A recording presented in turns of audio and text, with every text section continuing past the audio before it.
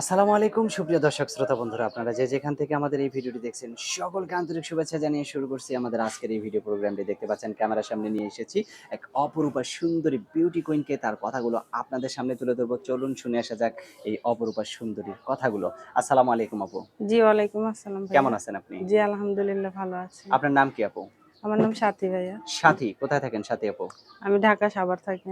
ঢাকা সাভারে থাকেন? জি, গ্রামের বাড়ি কোথায়? গ্রামের বাড়ি ঢাকা সাভার, কিন্তু গ্রামের আমি বাড়ি ঢাকা সাভার। হ্যাঁ, আচ্ছা, তা আপনার জীবনের সেই সাথী কি আছে? না ভাই, সেই সাথী নাই। সেই সাথী থাকলে তো আর প্রতিবেদনে আসতাম তা না। সাথী নাই কেন? নাই ভাই, সেটা অনেক ঘটনা। সে আমার রাইখা ৩-৪টা বিয়া করে। আচ্ছা আচ্ছা, তা এখন ক্যামেরার সামনে কি জন্য আসছেন? এখন ক্যামেরার সামনে আসছি, আমার একটা বাচ্চা আছে। হ্যাঁ, ছেলে মাদ্রাসায় পড়ে। বাচ্চার বাচ্চা বয়স কত? ৫ বছর। ৫ বছর। জি, মাদ্রাসায় দিয়ে দিছেন? জি। মাশাআল্লাহ, অনেক সুন্দর। তো এখন আবার ক্যামেরার সামনে কেন আসলেন? ক্যামেরার সামনে আসছি, আমি তো একা কুলাইতে পারি না ভাই। মানে বাচ্চার খরচ, এরপরে ঘর ভাড়া।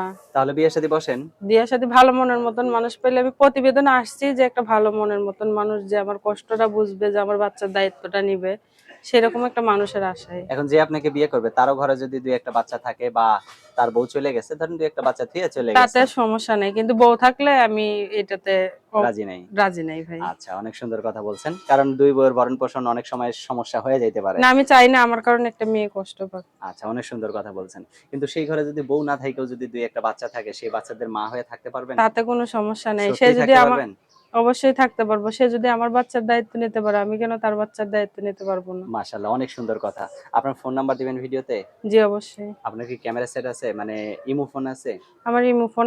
তো এখন আপনাকে যে বিয়ে করবে সে যদি একটু বয়স্ক টাইপের হয়? সে একটু বয়স্ক টাইপের হইলেও আমার সমস্যা নাই।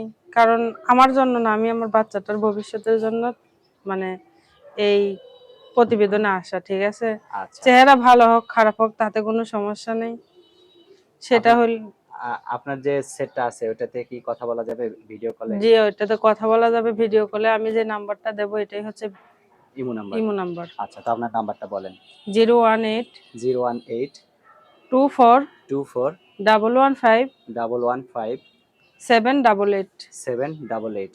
এটাই তো আপনার ফোন নাম্বার? জি, এটাই আমার ফোন নাম্বার। আচ্ছা। তো আরো যদি কিছু বলার থাকে তাহলে দর্শকদের উদ্দেশ্যে বলেন। দর্শকদের উদ্দেশ্যে আমার একটা কথাই বলার, যদি বিয়েও না করেন আমার বাচ্চাটার জন্য হইলো, হুম। বাচ্চাটা মাদ্রাসায় পড়ে সেই উপলক্ষে হইলো কিছু সহযোগিতা কইরা যেন আমার বাচ্চাটার পাশে দাঁড়ায়। আচ্ছা, অসংখ্য ধন্যবাদ। আপনার কথা খুবই ভালো লাগলো। তো ভালো থাকবেন আপু, হ্যাঁ? জি, প্রিয় দর্শক, আপনারাও ভালো থাকবেন। আর এই সাথী আপুকে যদি কেউ সাথী বানাতে চান, জীবন সঙ্গিনী হিসেবে করে নিতে চান, তাহলে অবশ্যই ভিডিওতে দেওয়া নাম্বারে যোগাযোগ করবেন। ভালো থাকবেন সকলে। আজ এ পর্যন্তই। আল্লাহ